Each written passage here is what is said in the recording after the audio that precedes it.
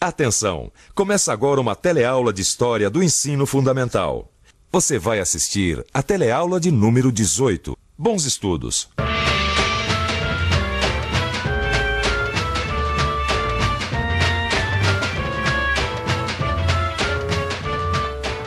Na aula de hoje, eu represento um jornalista republicano. Muito bem, hoje nós vamos ver como se deu a mudança da monarquia para a república. Tudo bem? Tudo pronto? Pronto. Então vamos lá. Vamos lá.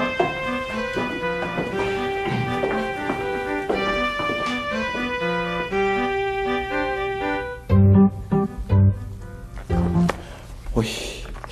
Minhas investigações sobre o fim da monarquia e o início da república estão em pleno andamento. Antes de mais nada, é preciso lembrar que mesmo depois da independência, o Brasil continuou a ter um regime monárquico. Isto é, ainda tinha um rei governando. Mas aí chegou um tempo em que esse governo começou a ter oposição de um novo partido, o Partido Republicano. Eu estava imaginando como seria uma reunião dos republicanos.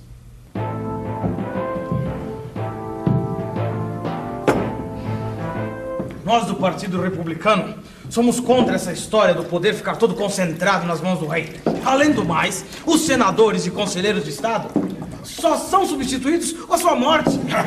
Nós somos contra isso. Precisamos de mais renovação. Nosso partido está ficando cada vez mais forte. Vários fazendeiros de café da província de São Paulo já são republicanos. Fazendeiros paulistas, grande coisa. Preste atenção. As plantações de café estão cada vez crescendo mais no Oeste Paulista. E vocês sabem, o nosso principal produto de exportação é o café. Pode anotar. São Paulo é uma das grandes forças econômicas desse país. Mas os paulistas não têm força política no Império. É por isso mesmo que eles são republicanos. Nós defendemos o federalismo. Federalismo? Federalismo é um tipo de regime onde as províncias têm maior autonomia e mais poder em relação ao governo central. É isso que ele está dizendo. Descentralização do poder. E os militares? Os militares, principalmente os oficiais do exército, estão cada vez mais descontentes com a monarquia. Nos quartéis, a causa republicana ganha simpatizantes a cada dia. Pois a causa republicana acaba de ganhar mais um simpatizante. Ótimo! Vamos então erguer um brinde à República, um governo com maior participação popular. Viva a República!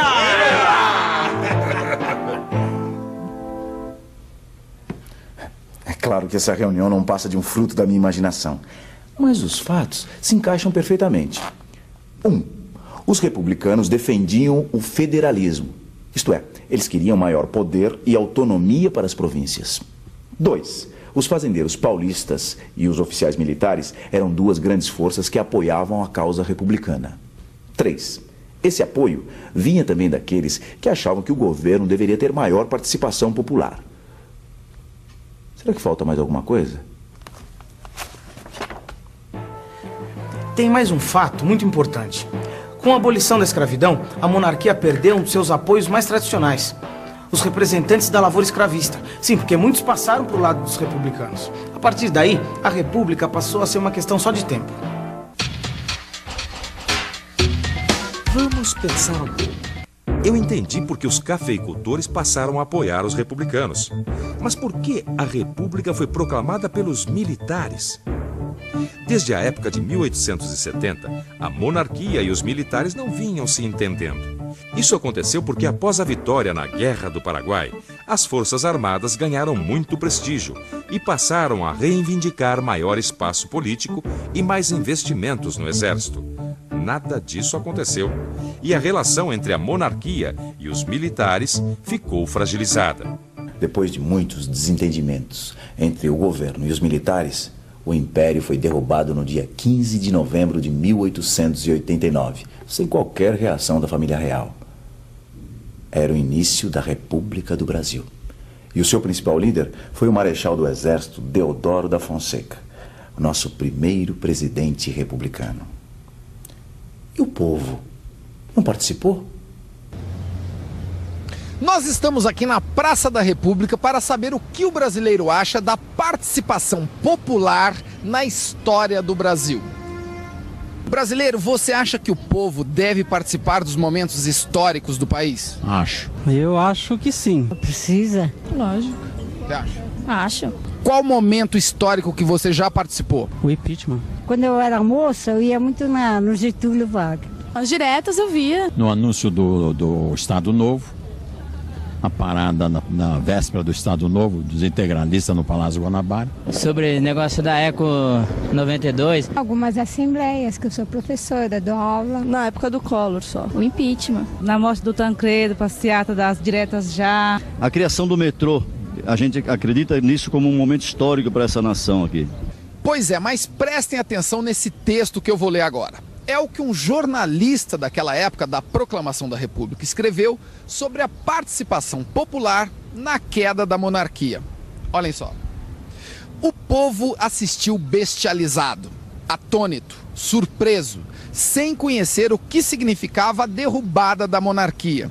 Muitos acreditavam, sinceramente, estar vendo uma parada. Eu não estou entendendo uma coisa.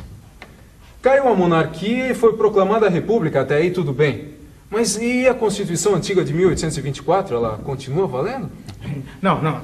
Agora vai ser elaborada uma Constituição republicana, não é mesmo? E quem vai fazer isso? O presidente? Não. Vai ser eleita uma Assembleia Nacional Constituinte e é essa Assembleia que vai elaborar a nova Constituição.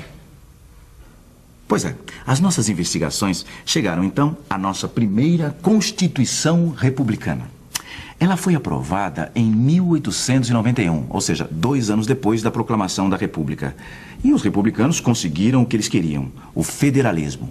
Mais autonomia e poder para os estados e municípios. Essa autonomia dos estados consistia em poder eleger por voto direto seus governadores, contrair empréstimos estrangeiros, criar forças militares próprias, entre outros direitos.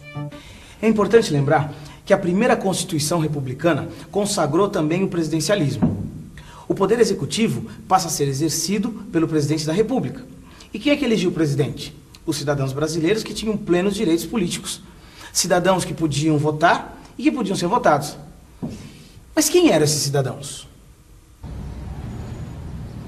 Nós continuamos aqui na Praça da República e vamos descobrir agora quem eram os cidadãos brasileiros que elegiam o presidente da República naqueles tempos. Para isso eu tenho aqui o texto da Constituição de 1891 e vou pedir a ajuda dos cidadãos brasileiros de hoje. Título 4, dos cidadãos brasileiros, artigo 70. São eleitores os cidadãos maiores de 21 anos que se alistarem na forma da lei. Parágrafo 1º. Não podem alistar-se eleitores para as eleições federais ou para as dos estados. Primeiro, os mendigos. Segundo, os analfabetos. Terceiros, os praças da pré, excetuando os alunos das escolas militares de ensino superior. Isso que nós acabamos de ouvir era apenas uma das muitas novidades daqueles novos tempos. A República acabou com o voto censitário dos tempos do Império. A mesma coisa estava acontecendo também em muitos outros países. Os homens alfabetizados passavam a ter direito ao voto.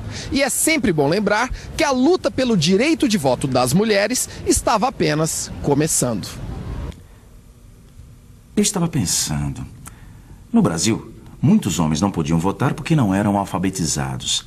A educação básica não era uma obrigação do Estado, nem um direito do cidadão. Com tanta proibição, eles deviam ter pelo menos uma vantagem. Já que poucos participavam, era mais fácil fazer valer as novas regras previstas na Constituição, certo? Errado. Nas minhas investigações, eu descobri que havia muito conflito naquela época. Diferentes grupos sociais participaram do movimento republicano. Mas após a proclamação, eles passaram a divergir sobre como se organizaria o sistema republicano no Brasil. Nas cidades, a classe média e os profissionais liberais defendiam a ampliação da participação política numa república mais democrática, englobando grupos que não pertenciam à elite econômica. Já os fazendeiros, principalmente os de São Paulo, eram federalistas e defendiam a república como uma forma de diminuir o poder central, mas não apoiavam a inclusão das camadas médias e populares no sistema político. Por fim, os militares positivistas acreditavam que o Brasil necessitava de um forte governo central, capaz de modernizar o país. Eram, portanto, contrários ao federalismo dos fazendeiros e condenavam a participação popular na política. Sabe quem encontrou a solução para todos esses problemas? Esse aqui, ó. Campos Salles. Ele foi presidente do Brasil de 1898 a 1902. Qual foi a solução? Foi o que ficou conhecido como política dos governadores. A política dos governadores estabelecia compromissos entre o governo federal e os governos de estado. O governo federal não interferia nas questões estaduais e transferia recursos financeiros para os estados. Os governadores, em troca, garantiam o apoio dos deputados no Congresso aos projetos do presidente da República. Desta forma, criou-se um acordo capaz de resolver as disputas políticas. Neste sistema, São Paulo e Minas Gerais ocupavam as principais posições, se revezando na presidência da República. Olha só o que eu descobri. Um livro de memórias do presidente Campos Salles. E escuta só o que ele escreveu. É dos estados que se governa a República, por cima das multidões que tumultuam agitadas as ruas da capital da União. Captou a mensagem? É isso mesmo. A política se fazia nos gabinetes dos partidos republicanos, longe dos cidadãos. Quer dizer, sem grandes competições ou surpresas eleitorais. E atenção, se liga aí que é hora da revisão. Na aula de hoje, a gente viu como o Brasil se transformou numa república presidencialista e federalista e com uma nova Constituição. A gente viu também que naqueles tempos a democracia brasileira ainda dava seus primeiros passos. O conflito político foi uma marca dos primeiros anos da República. Finalmente, nós vimos que a solução encontrada para isso foi a política dos governadores, iniciada pelo presidente Campos Salles. Muito bem, cidadãs e cidadãos brasileiros. A questão que se coloca é a seguinte: quais foram as principais modificações introduzidas pela República Brasileira? A resposta está nas suas mãos. Leia o livro de estudos, pense e responda. Até mais.